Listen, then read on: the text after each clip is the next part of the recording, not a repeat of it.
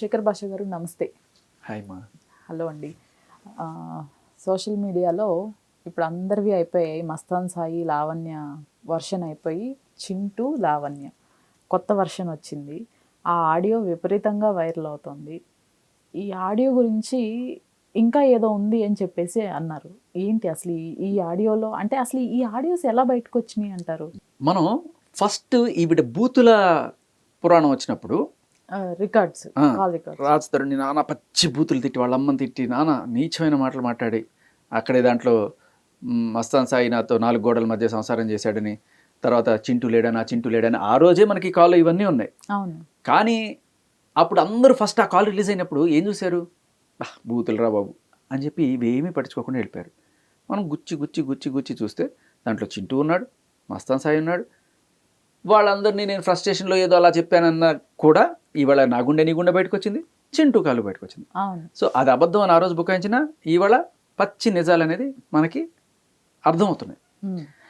అయితే ఆ కాల్ని మనం ఊరికే భూత పురాణం అని చూడకుండా ఈ రకంగా చూస్తేనే మనకి పాయింటర్స్ దొరికినాయి. అలాగే ఈ చింటూ కాల్ని కూడా మనం చాలా క్లియర్గా గమనిస్తే ఎవరు రిలీజ్ చేశారు, ఎందుకు రిలీజ్ చేశారు, వాళ్ళ అవసరం ఏంటి అనేది మనకు అర్థమవుతుంది. చాలా జాగ్రత్తగా చూసేయండి. ఇక్కడ పాయింట్ ఏంటంటే ప్రతి మగాడు కూడా నిజంగా అంటే ప్రతి మగాడని కాదు, కొంతమంది వీళ్ళ పర్సంటేజ్ గట్టిగానే ఉంటుంది సొసైటీలో. వీళ్ళకి ఏంటంటే ఎంతమంది ఆడవాళ్ళతో తిరిగితే అంత మేల్ ఈగో సాటిస్ఫాక్షన్ అనమాట. అదేదో చెప్తారు కదా సినిమాల్లో, ఆడది తిరిగి చెడింది మగాడ తిరగ చెడ్డాడు అని చెప్పి. ఇలాంటి స్టీరియో టైప్స్ ఇంకా ఉంటారు మన సమాజంలో. లేదు అరే ఆయన ఎందుకు ఒకళ్ళతోనే ఎగడం కష్టంగా ఉంది, ఇంతమంది నేను చేసుకుంటారా అనేవాళ్ళు ఉన్నారు, ఇలాంటి వాళ్ళు కూడా ఉన్నారు. ఏదో దాన్ని ముద్దుగా స్కోర్ అనుకుంటుంటారు, ఎట్లయినా సెంచరీ కొట్టాలని ఆశయాలు పెట్టుకున్న వాళ్ళు కూడా చాలామంది ఉంటారు. అట్ ద సేమ్ టైం లేడీస్లో కూడా ఇలాంటి వాళ్ళు లేకపోలేరు, కొంతమంది ఉండొచ్చు. కానీ ఉన్నా కూడా వాళ్ళు బయటపడరు. నాకు ఇష్టం ఇలా ఇంతమందితో చెప్పుకోవడానికి ఇష్టపడరు, ఉన్నా కూడా చెప్పుకోవడానికి ఇష్టపడరు. వాళ్ళకి నిజంగా అది ఉన్నా కూడా ఇక్కడ ఏంటంటే ఈ మేల్ ఈగో ఏదైతే ఉందో దాన్ని సాటిస్ఫాక్షన్ చేసుకోవడం కోసం నేను చూడరా, నా మగతనం చూడరా అని చెప్పి జనాలు చెప్పుకుంటుంటారు. రే నేను అంత తిరిగా దీంతో తిరిగా అని వీళ్ళు ఉంటారు చూసారా. వాళ్ళు కొంతమంది చేయకపోయినా చెప్పుకుంటారు, కొంతమంది చేసినవి గర్వంగా చెప్పుకుంటారు. ఆ కేటగిరీలో ఒక రకంగా చూడొచ్చు. ఇది చింటూ నేనంటే ఎంత పడి. ఇంకొకటి ఏంటంటే అమ్మాయి వెనకాల నేను పడి అమ్మాయిని చెప్పడం కాదు, ఈ అమ్మాయి నా కోసం ఎలా ఎంపర్లాడుతుంది చూడు. ఇన్ఫ్యాక్ట్ మస్తాన్ సాయి విషయంలో కూడా జరిగింది అదే. మస్తాన్ సాయి వెనకాల ఈ అమ్మాయి పడ్డది తప్ప మస్తాన్ సాయి అమ్మాయి వెనకాల పడలా.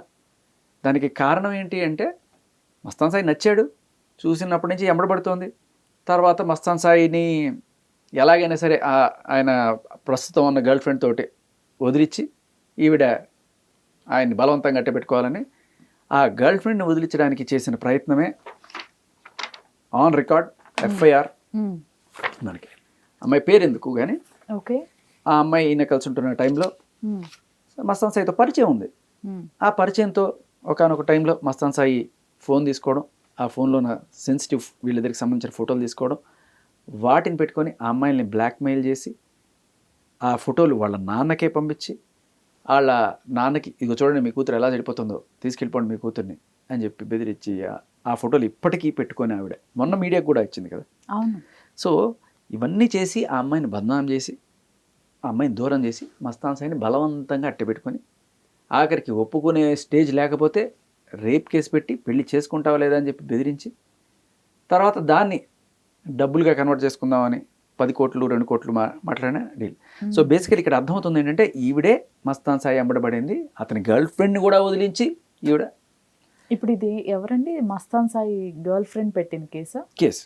ఓకే, ఇది ఎఫ్ఐఆర్ అయింది, నార్సింగ్ పిఎస్లో ఉంది ఇది. ఓకే, మీకు ఆ కంప్లైంట్ కూడా చదవచ్చు. ఇది ససాక్ష్యం ఆధారంతో మాట్లాడుతున్నాను నేను. ఇప్పుడు అదే విషయం ఎక్కడికి వస్తే ఈవిడ చింటూని ఎంత ఇష్టపడుతుందో అప్పుడు మీరు కావాలంటే 2014 అనుకుంటాను దేవదాస్కి పెళ్ళైందనే ఆ వెబ్ సిరీస్లో వాళ్ళిద్దరి మధ్య కెమిస్ట్రీ చూడొచ్చు. సరే యాక్టింగ్ చేశారనుకుందాం, బట్ మాటల్లో చాలా క్లియర్గా అప్పటి నుంచి అంటే ఆ 2014 ఏదైతే రాజ్ తరుణ్ నేను కలిసి ఉన్నామని చెప్తున్నారో ఆ డేట్కి వీళ్ళు అదే కొన్నాళ్ళు ముందు నుంచే వీళ్ళ పరిచయం కలిసి ఉన్నారు. అండ్ దాంట్లో మనం చాలా క్లియర్గా అబ్జర్వ్ చేస్తే ఈ అమ్మాయే చేస్తోంది, అడుగుతోంది. ఈ అబ్బాయి హంబుల్గా మరి ఏంటి నువ్వు ఒక అడుగు ముందుకేసావు, ఇప్పుడు నేను అడుగు ముందుకేయాలి అంటే అడుగు నువ్వే ముందుకేసావు అని చెప్తున్నాడు ఆ అబ్బాయి. ఇప్పుడు నేను ఎలా ఉండాలి నీతో అనేది కూడా అడుగుతున్నాను. ఎస్, మీరు జాగ్రత్తగా గమనించండి. మనం ఇది అబ్జర్వ్ చేయాలి. ఊరికి అలా వినేసి ఆ మంచం కోల్డ్ మాత్రమే కాదు, ఇంకా చాలా ఉంది. పెట్టుకోలేదు. సరే లేట్ అయిపోయిందని వంట చేద్దామని కిందకు వస్తే కార్తీక్ కూడా ఏదో తినేసి వెళ్ళిపోయాడు. టమాటా పప్పు చేస్తున్నాం. సూపర్, అదిరిపోద్ది. టమాటా పప్పు ఏమో నేనైతే ఏదో ఇది కావాలి అంటే నువ్వు ఇస్తున్నావు నాకు, ఇది కావాలో ఇది అని నేను అడగట్లేదు, ఆశించట్లేదు. కానీ ఇన్ని రోజులు అబద్ధాలు చెప్పానా లేకపోతే నిజం దాచానా తెలీదు. రెండు చేసా యాక్చువల్లీ. సారీ. అందుకే ఇప్పుడు ఏం చేద్దాం అంటున్నా నెక్స్ట్. నీకు నిజంగా తెలీదా? తెలియదు అంటే నేను చిన్నపిల్లండి అయింది, నాకు తెలిసి ఏం చేయాలో తెలుసు నాకు. కదా ఎక్కడో దీనికి ఉందేమో నీకు తెలీదా? ఓకే ఉంది, బట్ అనిపించలేదా? అనిపించింది, కానీ మనం దాన్ని ఎలా ఎలా చేస్తాం అంటే ఎలా చూపిస్తాం ఎదురు తిరిగి ఒరే బుద్ధు, నీకు తెలియట్లేదని నేను ప్రేమిస్తున్నానని అని ఇండైరెక్ట్గా అమ్మాయి చెప్తోంది. ఎవరు ప్రూవ్ చేస్తున్నారు? అమ్మాయి అడుగుతోంది. మనం ఏదో ఒకటి ఉంది అని తెలియజేస్తేనే కదా నెక్స్ట్ ఎవరైనా తెలియజేసేది తిరిగి మళ్ళీ. సో ఇక్కడ ఒక మేల్ ఈగో కూడా సాటిస్ఫై అవుతుంది ఆయనకి. జనరల్గా అబ్బాయిలందరూ అమ్మాయిలు వెనకాల పడుతుంటారు తప్ప ఒక అబ్బాయికి అమ్మాయి ఎంబడ పడుతుంది అంటే చూడరా నేను ఎంత తోప అనే ఒక ఇది కూడా ఉంటుంది.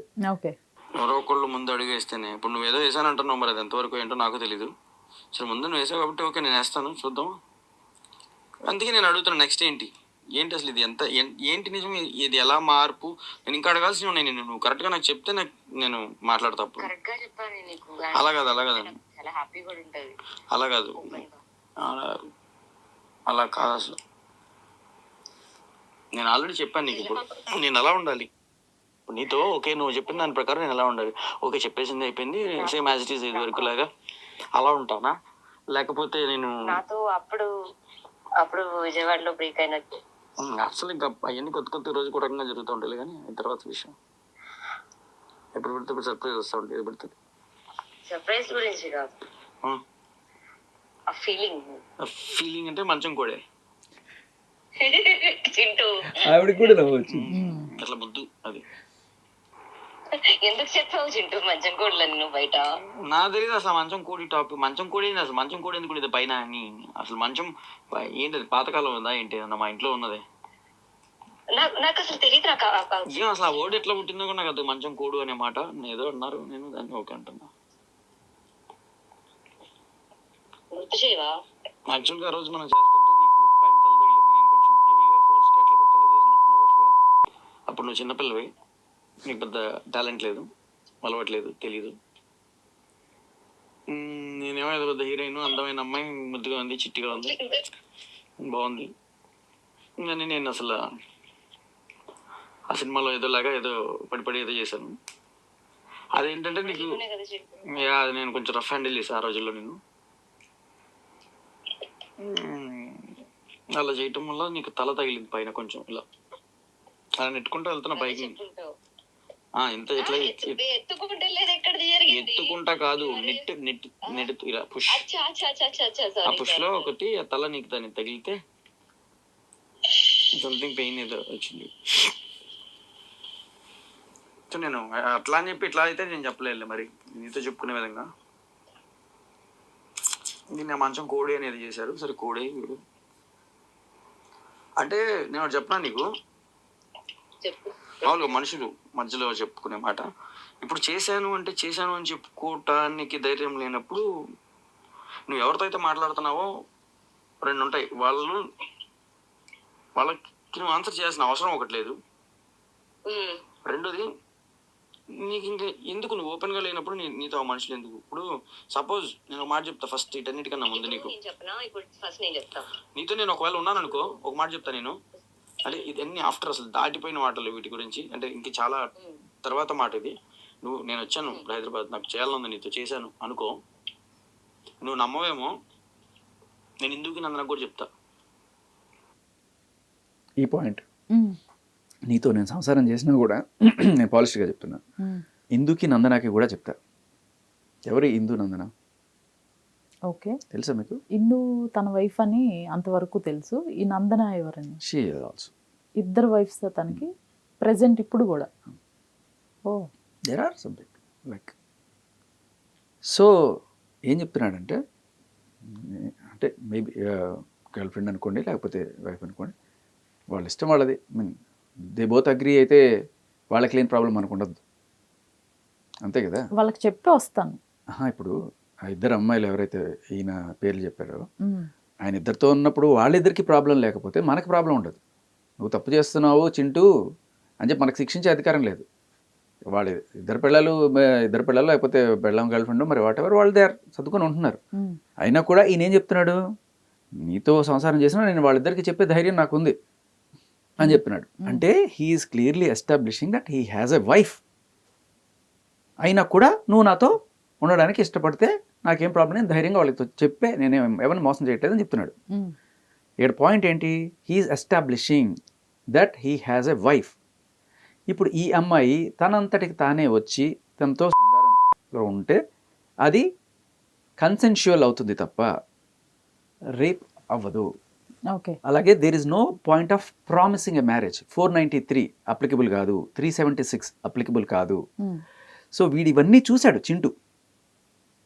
మస్తాన్ సాయి మీద రేప్ కేసు పెట్టింది. ఓకే, ఏంటి, సంసారం చేసి తర్వాత ఒక రోజు రేప్ పెట్టేయచ్చు. రాస్తారని పైన పెట్టిన కేసులు. సో వీళ్ళందరి దగ్గర సాక్ష్యాలు లేవు.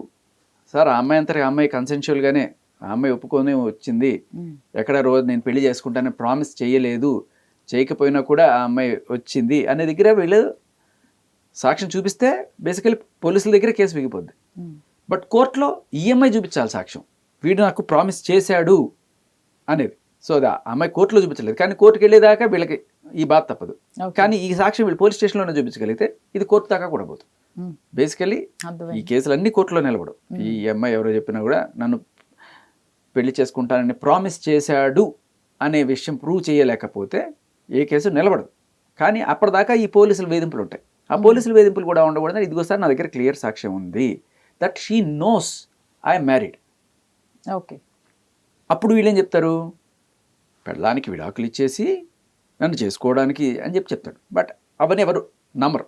బేసికలీ నీకే బుద్ధి ఉండాలి కదా, పెళ్ళైన వాడు అంటున్నావు, వాడు విడాకులు ఇచ్చేసి చేసుకొని ఇలాంటి అది రాస్తారు. That is void. బట్ ఈ పాయింట్ అనమాట, he has establish that he is married. Okay, అంటే he is legally trying to protect himself. Right. Okay, evidence కోసం రికార్డ్ చేసుకున్నాడు. నువ్వు నమ్మవు, సర్ప్రైజ్ అవ్వచ్చు, షాక్ అవ్వచ్చు, ఏదైనా అనుకోకుండా జరిగిద్దో అది జరిగిందో. నేనైతే అసలు ఒక పాయింట్లో చెప్తా, అది తప్పు రైట్ నేను జరిగింది. నేనున్నా అలాగే వాళ్ళతో కూడా చెప్పాను అలా కొన్ని విషయాలు. నేను కనపడటానికి అందరితో ఉన్నట్టు కనపడతా, చాలా మంది చాలా చెప్తారు మన గురించి, మొత్తం లిస్ట్ లబ్బో అని. బట్ అలా అని చెప్పి అందరితో అట్లా అంత దూరం తీసుకెళ్ళాను. అలా తీసుకెళ్ళాను అయితే అన్ని రోజులు మీ ఇంట్లో ఉండి నిన్ను అలా పట్టుకోకుండా ఉండేవాడిని కాదు. హిందూ ఉందని నాకేం భయం కాదు, లేకపోతే హిందూ ఉంది అనేది సంథింగ్ ఇది కాదు. And Hindu knows very well, నాకు తెలుసు. కొంతమంది భార్యలు సర్లే వీడి ఇంతే, వీడిని ఏం చేయలేము, సరిపోతే పోయి నన్ను బాగా చూసుకుంటున్నాడు కదా అనే కేటగిరీలో కొంతమంది లేడీస్ ఉంటారు. వీడు తిరిగిపోతే కానీ నన్ను బాగా చూసుకుంటున్నాడు కదా, నా పిల్లల్ని బాగా చూసుకుంటున్నాడు, సరే సావని వాడు సావ అనే కేటగిరీలో కొంతమంది ఉంటారు. ఆ కేటగిరీలో మేబీ వాళ్ళ ఇందుకు అన్నీ తెలుసు అయినా కూడా మేము పట్టించుకోదు నీ గురించి నా గురించి జరిగిన. సో నేను అందుకే ఏదైనా నేను ఓపెన్గా అడుగుతాను, ఏంటి మనం నెక్స్ట్ ఏంటి అనేది. అంటే నేను సో ఇప్పుడు చెప్పుకోకూడదు అంటే ఫస్ట్ ఒకటి నేను క్లారిటీ ఇస్తాను. ఏదో చెప్పి ఇంకొకరి సంసారంలో లేకపోతే ఇంకొకరి దాంట్లోనో ఇబ్బంది పెట్టి ట్రబుల్ పెట్టే మనిషిని కాదు నేను. క్లారిటీ ఇచ్చేసింది. Directly so that it self is a clarity. So నేను నీతో ఉన్నా కూడా ఏదో నీ సంసారానికి నేను బ్యాడ్ చేయను అంటే I'm not claiming to be your wife. నేనేం నిన్ను ఇబ్బంది పెట్టే మనిషిని కాదు. సో ఇది కూడా ఆవిడ క్లియర్ కట్గా చెప్పేసింది. ఓకే, సో ఇక నుంచి ఆవిడ ఉన్నా ఈయనకి ఏం ప్రాబ్లం లేదు. ఆవిడంతటికి ఆవిడ ఇష్టపడి వచ్చింది, రేపు వెళ్ళి ఇది రేపనో లేకపోతే పెళ్లి ప్రామిస్ అనో చెప్పడానికి లేదు. డైరెక్ట్లీ నేను ఎందుతో కూడా ఎప్పుడు మాట్లాడలే ఇలాంటి టాపిక్. ఇప్పుడు నువ్వు అంత ఓపెన్ ఉన్న మనిషిని చెప్పొచ్చు. అదేంటన్నా మరి తనకి తెలుసో తెలీదో, నువ్వు చెప్పావో లేదో, నువ్వు చెప్పుకుంటావో, ఇది నాకు పక్కన పెడితే నేను నా సైడ్ నుంచి ఎప్పుడు చెప్పడమో లేదా ఇబ్బందో జరగలేదు. అవును, నాకు తెలిసిన ప్రశాంతంగా బతకడం జీవితంలో, ఇలా టెన్షన్స్ లేకుండా, ఏ గొడవలు లేకుండా. టెన్షన్స్ ఉండాలి, అవి వేరే టెన్షన్స్, బిజినెస్ వర్క్. సో ఇంకొక పాయింట్ ఏంటంటే ఇది ఎవరు రికార్డ్ చేశారు? ఆవిడే రికార్డ్ చేసి ఉండొచ్చు, ఈయన రికార్డ్ చేసి ఉండొచ్చు. కెన్ యూ గెస్ ఎవరు రికార్డ్ చేశారు? నేను అనుకోవటం చింటూ అనుకుంటున్నాను. ఎందుకని? అదే ఇప్పుడు మనం మాట్లాడుకుంటున్నాం కదా, ఒక ఎవిడెన్స్ ఉండాలి. ఇంకొక లాజిక్ ఏంటంటే ఓకే, రికార్డింగ్ లో ఎవరి వాయిస్ అయితే ఎక్కువగా ఉంటుందో, లౌడ్ గా ఉంటుందో, ఓకే, అంటే మనం మాట్లాడేది మన దగ్గర రికార్డ్ చేసినప్పుడు ఓకే, ఇద్దరం మాట్లాడుకున్నది రికార్డ్ చేసుకున్నాం అనుకోండి, మీ రికార్డులో మీ వాయిస్ పెద్దగా ఉంటుంది, నా రికార్డులో నా వాయిస్ పెద్దగా ఉంటుంది. ఓకే, సింపుల్ లాజిక్ అనమాట. So this is recorded by Chintu. Okay, work అలాంటివి. బట్ అండ్ ఇకపోతే హలో క్లారిటీ ఇవ్వాలా నాకు నువ్వు? ఏమో చింటూ, అంటే ఇప్పుడు లైక్ నాకు ఐ హ్యావ్ ఎవ్రీ రైటా? ఇప్పుడు నేను నిన్ను కలిస్తే నేను నీతో ఎలానే ఉండగలుగుతానా? అది చేయబట్టుకున్నాడు Absolutely asking permission. లేకపోతే అరే మనం ఇంట్లో ఇలా ఉన్నాము, అలా చేయడం ఇంటర్ మీద పడుతున్నా, లేదా బుద్ధి పెట్టా, లేకపోతే ఇట్లా ఉంటాయా? నేను అన్నీ ఎలా ఉండాలి, ఎలా బిహేవ్ చేయాలి ఇక్కడి నుంచి. ఈ జరిగినవి మర్చిపోతే ఇప్పుడు మామూలుగా అడుగుతాను, మామూలుగా అడుగుతాను ఎప్పుడు, అరే నీకు ఎప్పుడు అనిపించదా, లేకపోతే కనిపించలేదా, లేకపోతే నేను ఇలా ఉన్నా అని తెలియలేదని. కార్లో కూర్చున్నప్పుడు ఇప్పుడు నువ్వు అడిగావు ఇందాక, ఎప్పుడు అనిపించలేదా నీకు తెలియలేదా, నాలో ఇలా కనపడలేదా నేను నిన్ను ఇలా అని. కార్లో కూర్చుంటావు పక్కన, పట్టుకోవాలి, ఎక్కడ పట్టుకోవాలో తెలియదు, ఏం పట్టుకోవాలో తెలియదు. ఆ చెయ్యో గియ్యో ఇట్లా నొక్కటం, గిచ్చటం, నువ్వు ఇలా కొట్టడం, ఇంకవే నాకు తెలిసినవి. ఇంకదే నేను నీకు చూపించగలిగేది. అంతమించి నేను ఎప్పుడు కదిలించను. నేను అంతే ఆపుకుని ఉన్నాం అంతే. మంచో చెడు, మంచి కోసమే, చెడు కోసమే. అసలు ఏంటి మరి, ఎప్పుడు చేద్దాం? ఏంటి చేసేది?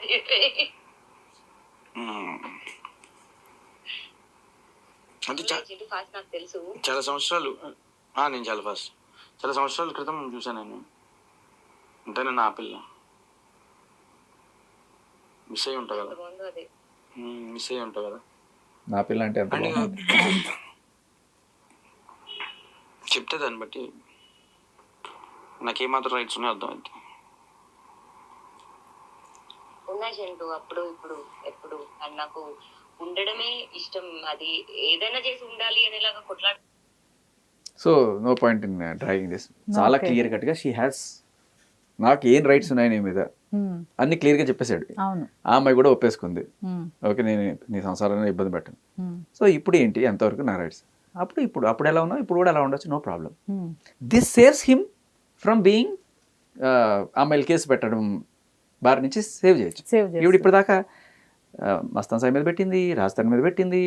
ఇప్పుడు మీకు తెలియని విషయం చెప్పిన షరీఫ్ నాడే ఈ సుబాని డ్రగ్స్ కేసులో అరెస్ట్ అయ్యాడు చూసారా, ఆయన మీద కూడా కేసు పెట్టారు. అవునా? అతని పైన ఏంటండి కేసు? ఐ థింక్ ఇది ఎఫ్ఐఆర్ అవ్వాలి, కేసు డైరీలో దొరుకుతుంది మనకి కంప్లైంట్. అంటే ఏమని, సేమ్ ఇదే టైపా Mastan Sai? Something like that. Okay, okay. So basically ఏంటంటే కేసులు పెట్టి కాళ్ళ దగ్గరికి రాడు, అది కూడా అన్ని నార్సింగ్ పిఎస్ఏ ఉంటాయి మీరు కేసులు అన్నీ. ఎందుకంటే నార్సింగ్ పిఎస్ మన అడ్డా అన్నట్టుగా చెప్తుంటుంది కదా. సో అక్కడ ఆల్రెడీ మనకు కొన్ని కాల్స్లో ఉన్నాయి కదా, నార్సింగ్ పిఎస్లో ఎవరో ఉన్నారు ఇవిడికి హెల్ప్ చేస్తున్నారు, మా బావ, మా మావయ్య, మా అత్త, బాబాయ్ అందరు అక్కడే ఉన్నారేమో.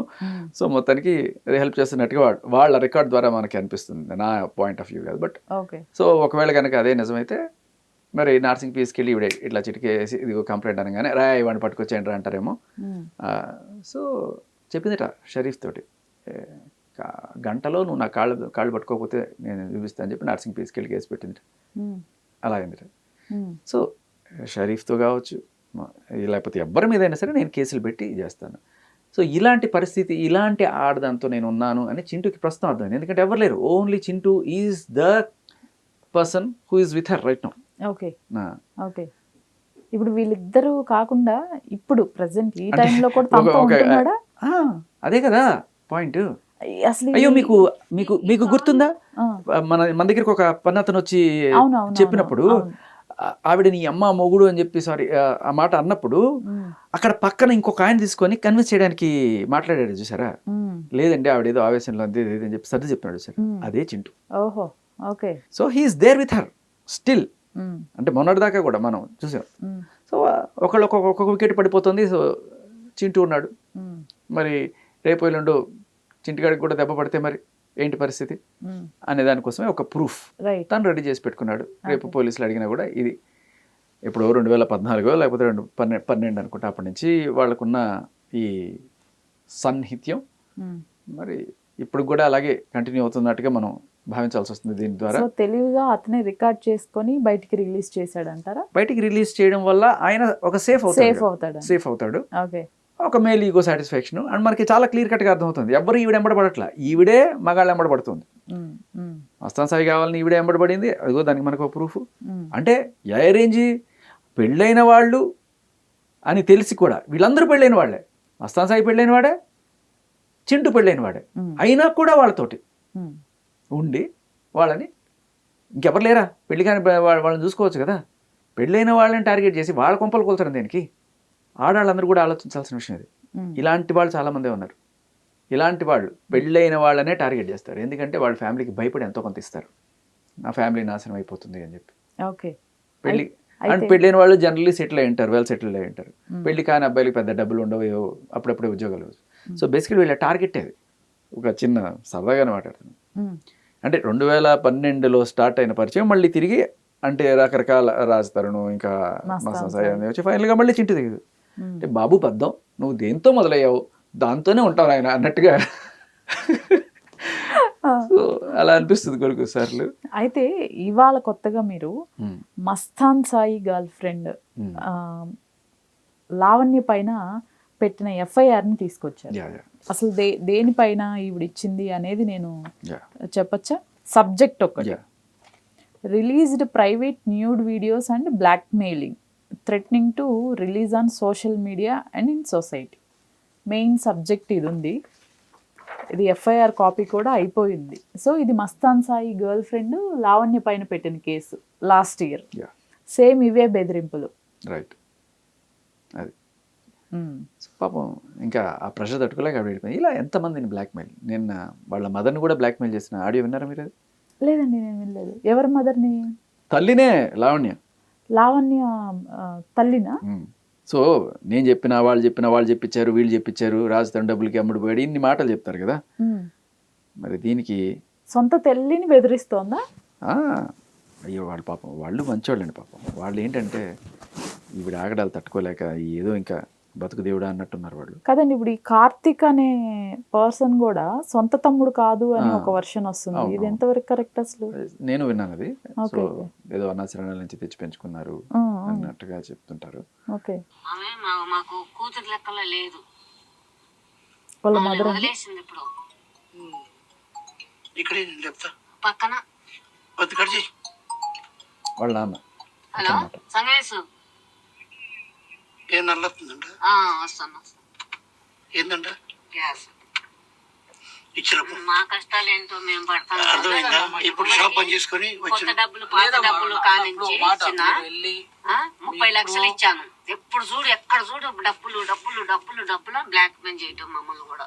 ఇస్తావా సస్తావా ఇస్తావా సస్తావా అని ఇప్పుడు చూడు లక్షలు లక్షలు ఇచ్చుడే. మమ్మల్ని కూడా బ్లాక్మెయిల్ చేయడం.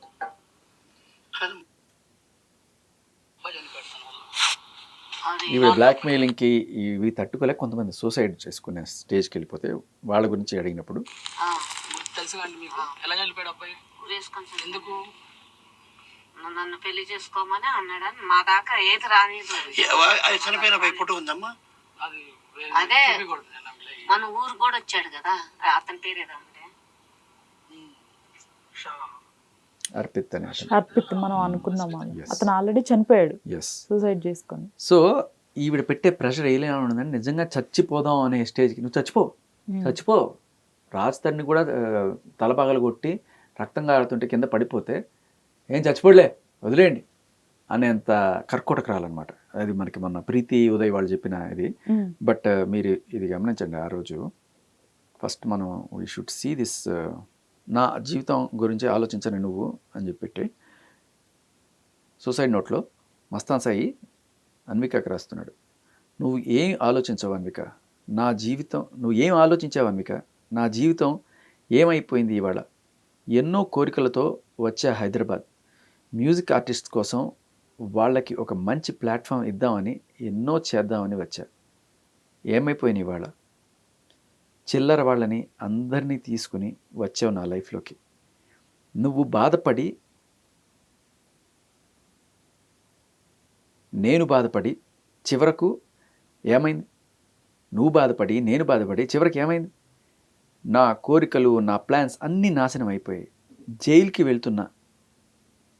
ఏ పని పాట లేనివాడిని, ఫ్యూచర్ ప్లాన్స్ డ్రీమ్స్ లేనివాడిని పంపినా అర్థం ఉంటుంది.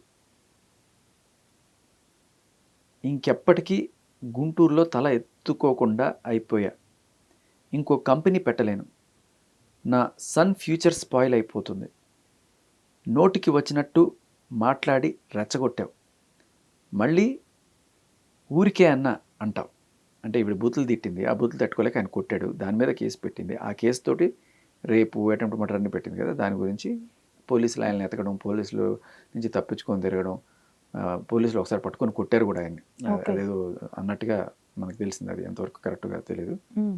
వాళ్ళ ఇది ఉంటుంది కదా, షర్టు ప్యాంట్ ఇప్పించి బనీన్ మీద చెడ్డి మీద నించోబెట్టి అవన్నీ ఆ సన్మానాలు కూడా అన్నీ. ఇంకా మంచి ఫ్యామిలీ అనమాట వాళ్ళది. అక్కడ గుంటూరులో వాళ్ళ నాన్న దర్గాకి ధర్మకర్త. మంచి పలుకుపడి ఉన్న ఫ్యామిలీ. అలాంటి వాళ్ళని ఇంత నీచంగా చేశారని ఇంకా తలెత్తుకోలేక చచ్చిపోవడానికి రాసిన నోట్ అనమాట ఇది.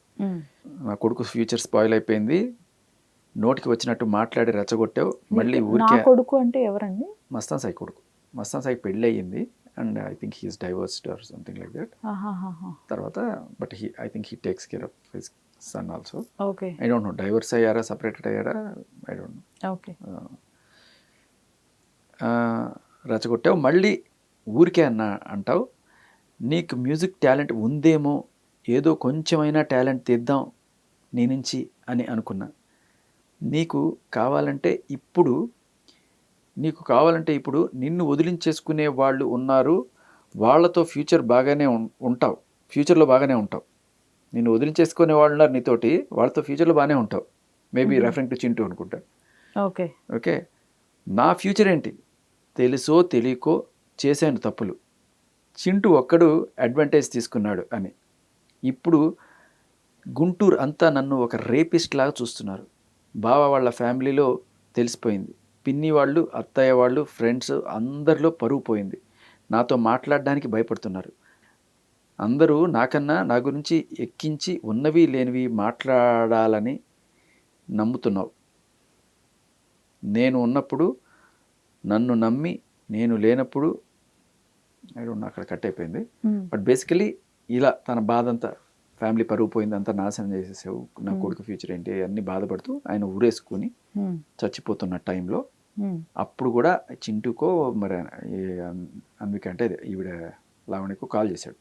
మస్తాన్ సాయి వీళ్ళు చేశారు. మరి మొత్తానికి అది పెట్టినట్టున్నాడు, నోట్ పెట్టినట్టున్నాడు. ఒరే వీడు నిజంగా చచ్చిపోతున్నాడు అని చెప్పి ఆపడానికి మరి చింటూ ఫోన్ చేసిన టైంలో ఆ వీడియో కూడా బయటపడింది.